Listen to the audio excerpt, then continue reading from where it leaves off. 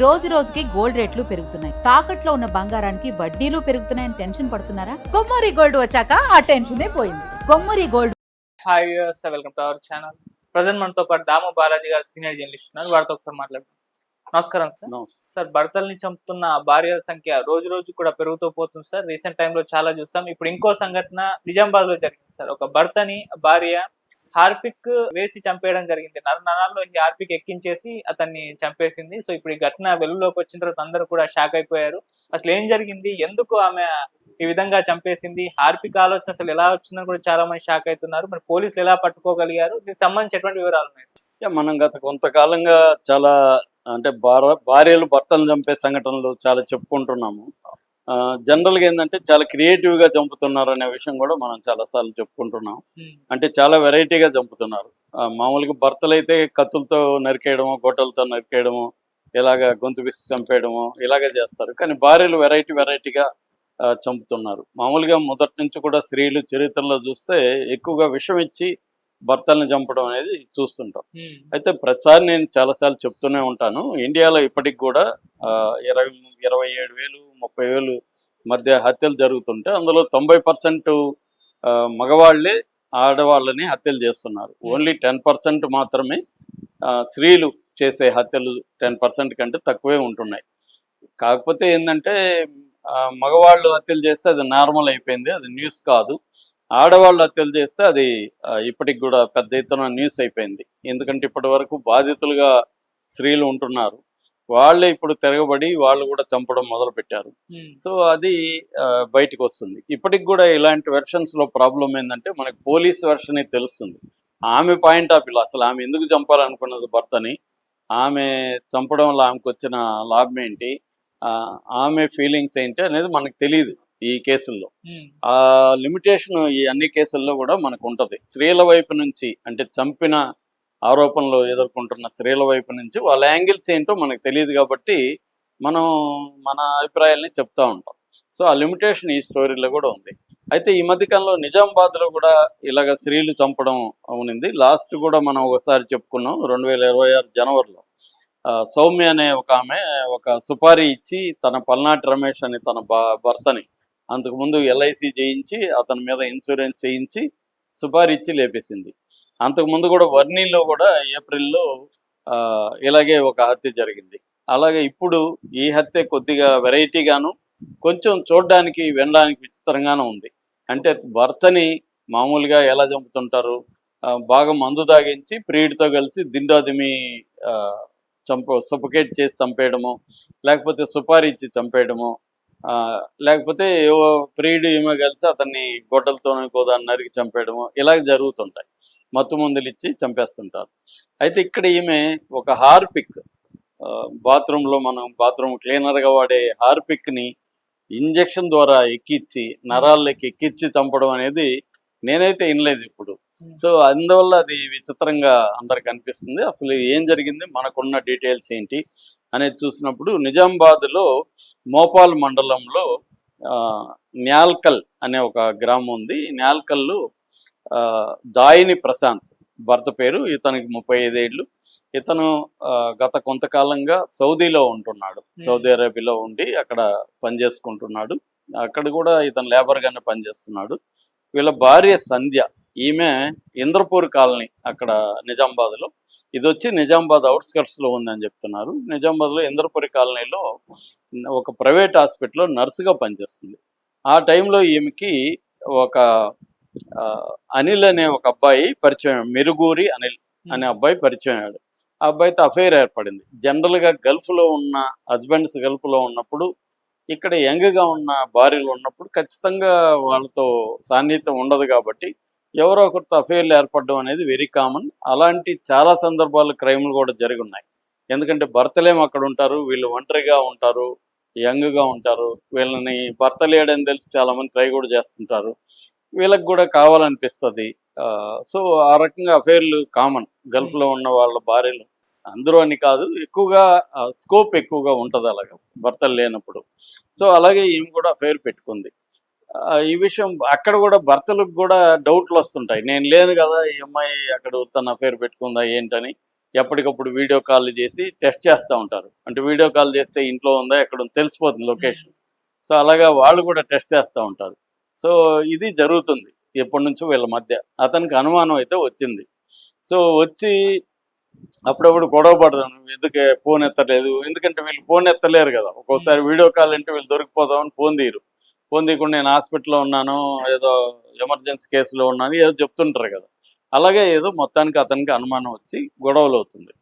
గొడవలు ఈ మధ్య ఏమవుతుందంటే చాలామంది ఫోన్లలో స్పై యాప్లు కూడా వేస్తారు. ఎప్పుడో వచ్చిపోయిన అతనికి ఏమో నాలెడ్జ్ ఉంటే, లేబర్ కాబట్టి వేసి ఉండకపోవచ్చు, మామూలుగా నాలెడ్జ్ ఉన్న వాళ్ళు ఏం చేస్తారు, స్పై యాప్లు వేసి పెట్టేస్తారు.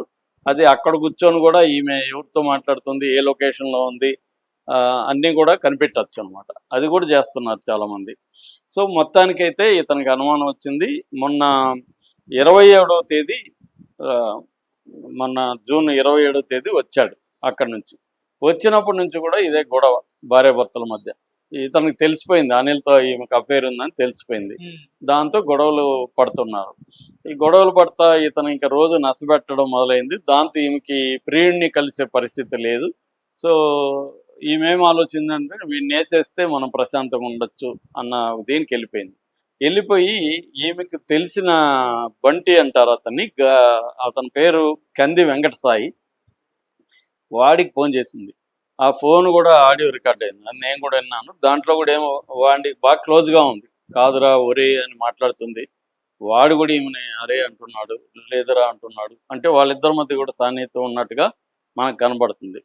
సో ఆమె ఏమంటుందంటే ఒక ప్లాన్ ఇస్తుంది ఆ అబ్బాయికి, నువ్వు డాబా మీదకి తీసుకెళ్ళి మా వాడికి తాగిపీరా, ఉండంగానే సగం ఉండంగానే ఇంకోటి తెప్పించేసేయి, అంటే ఫుల్గా తాగిపోయాలంటే సగం మంది ఉండగానే ఇంకోటి తెప్పించేసేయి. తర్వాత వాడిని అడుక్కుంటుంది, వాడు నేను రానంటే ప్లీజ్ రా నీ కాళ్ళు మొక్కుతా అని చెప్తుంది. మళ్ళీ ఆళ్ళనే పండాలని చెప్తుంది. డాబా మీద నేను పడుకుంటే నైట్లో వాడిని చేసేద్దాం, కిందకి వేసేద్దాం అనేది ఆమె ప్లాన్. సరేను వాడు ఫైనల్గా ఒప్పుకున్నాడు. సరే గుడ్ నైట్ అని కూడా చెప్పింది.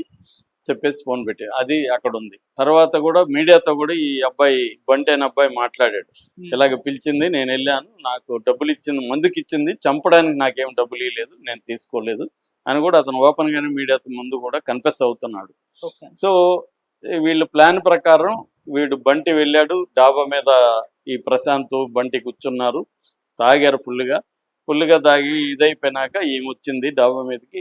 బంటి ఈమె కలిసి అతని డాబా మీద నుంచి కిందికి వేశారు. కిందికి వేస్తే అతను చావలేదు, గాయాలైపోయినాయి. కింద జనం అంతా వస్తారు కదా, జనం అంతా గుమ్ముకున్నారు. చచ్చినట్టుగా హాస్పిటల్కి తీసుకెళ్ళారు. ఏమైందంటే యాక్సిడెంట్గా తాగాము, అతను డాబా మీద నుంచి పడిపోయాడని చెప్పి గవర్నమెంట్ హాస్పిటల్ దగ్గరే ఉంటే దానికి తీసుకెళ్లారు. అక్కడ నుంచి బెటర్గా కావాలని ప్రైవేట్ హాస్పిటల్కి తీసుకెళ్ళి కొద్దిగా అతను బతికాడు, అంటే ప్రాణాలకు ఏం ప్రమాదం లేదు.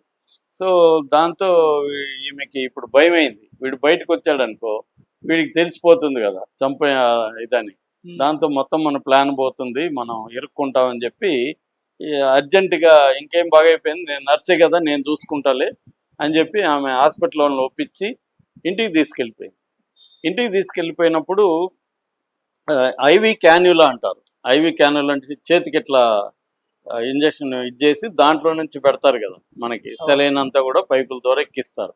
అలాంటిది ఆమె తీయలేదు. నేను ఇంటికి పోయినాక నేను ఇంకా ఇంజక్షన్ ఇవ్వాలి కదా, అవి ఇచ్చి నేను తీస్తాను అని చెప్పి. నర్సు కాబట్టి హాస్పిటల్లో కూడా ఎవరేమీ అబ్జెక్ట్ చేయలేదు. మామూలుగా అయితే బయటకు పంపించేప్పుడు తీసి పంపిస్తారు. సో లేదు ఇంకేమన్నా ఇంజక్షన్లు ఇవ్వాలనుకున్నప్పుడు ఉంచుతారు. అలాగే తను తీసుకెళ్ళి ఇంటికి తీసుకెళ్ళినాక అప్పుడు ఈమెకి ఐడియా వచ్చింది. ఈమె నర్సు కాబట్టి ఐడియా ఉంది కాబట్టి ఈ హార్పిక్ని తీసుకొని వెళ్ళి ఆమె దాన్ని సిరంజిలోకి తీసుకొని ఆ గ్రాన్యుల లోపల నుంచి ఇచ్చేసింది. అది డైరెక్ట్గా నర్వ్స్లోకి వెళ్ళిపోయింది. దాని మామూలుగా హైడ్రోక్లోరిక్ యాసిడ్ అంటారు అనమాట. అది ఆ వెయిన్స్లోకి ఎప్పుడైతే డైరెక్ట్గా వెళ్ళిపోయిందో అది బ్లడ్ వెసల్స్లోకి వెళ్ళిపోయింది, రక్తనాళాల్లోకి వెళ్ళిపోయి హెమోలైసిస్ అంటారు, అంటే రెడ్ బ్లడ్ సెల్స్ డిస్ట్రాయ్ చేసేసింది. అలాగే acute kidney and liver failure, తర్వాత కార్డియోవాస్కులర్ కొలాప్స్ ఇవి జరిగి అతను చనిపోయాడు. అంటే ఒక రకంగా మల్టీ డ్యామేజ్, ఆర్గాన్ డ్యామేజ్ జరిగింది. సో చనిపోయాడు. చనిపోయిన తర్వాత ఈమె ఏం చెప్పింది, ఇక్కడ ఈ దెబ్బల వల్లే చనిపోయాడు అనేది చెప్పేసింది. ఈ ఎక్కిచ్చింది ఎవరు చూడలేదు కదా, సో అలాగే చెప్పేసింది. కానీ ఆ అబ్బాయి వాళ్ళ తల్లి శ్యామలకి డౌట్ వచ్చింది. ఎందుకంటే ఈమె బిహేవియర్, అతని మెడ మీద ఏదో ఒక చిన్న గాయాలు ఉన్నాయి, మేబీ పెనుగులాడా ఏమో తెలియదు. సో దాంతో ఆమె పోలీసులకి ఆల్రెడీ వీళ్ళ మధ్య గొడవలు ఉన్నాయని వాళ్ళ అమ్మకి తెలుసు కాబట్టి ఈమె ఏమన్నా చేసిందా అనే అనుమానంతో పోలీసులకి చెప్పింది. సో పోలీసులు వచ్చారు, వచ్చి ఎవరితో తాగారు అవన్నీ కనుక్కున్నారు, వాడిని పట్టుకున్నారు బంటిగాన్ని. వాడు కొద్దిగా దెబ్బలు కొట్టుంటే వాడు భయపడిపోయి మొత్తం వాడు చెప్పేశాడు, ఇదంతా మేమే దోసాము అది ఎంత చెప్పేశాడు. దాంతో ఈమెను కూడా పట్టుకుపోయి ఈమెను కూడా 4 పీకారు. సో ఈమె కూడా మొత్తం చెప్పేసింది. అలాగా ఇప్పుడు బయటికి పడింది. సో ఆమె ప్లాన్ ఏంటంటే, అంటే ఆ ఫోన్ కాల్లో మనకి అర్థమైంది ఏమంటే, ఇతను కూడా ప్రశాంత్ భర్త కూడా ఆమెని బాగా వేధిస్తున్నాడు. అంటే ఇక్కడ నేను చాలాసార్లు చెప్తుంటాను, భర్తలు కూడా ఆలోచించాల్సిందంటే భార్యల ఫెయిర్లు పెట్టుకొని మారదని తెలిసినప్పుడు ఇంకా వాళ్ళని టార్చర్ పెడతా ఉండడం అనవసరం.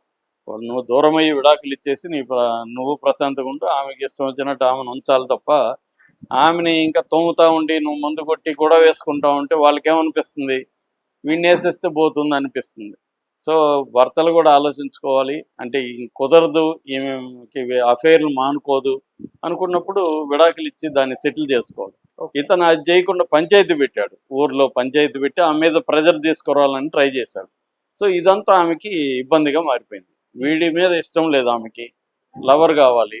సో వీడేమో పంచాయతీలు పెట్టి ప్రెజర్ చేస్తున్నాడు, పరువు పోయింది ఆమెది. దాంతో ఆమెకి ఏమనిపిస్తుంది, ఇదంతా బదులు వీడిని లేపేస్తే పోతుందని ఒక ఇది వాళ్ళకి వస్తుంది.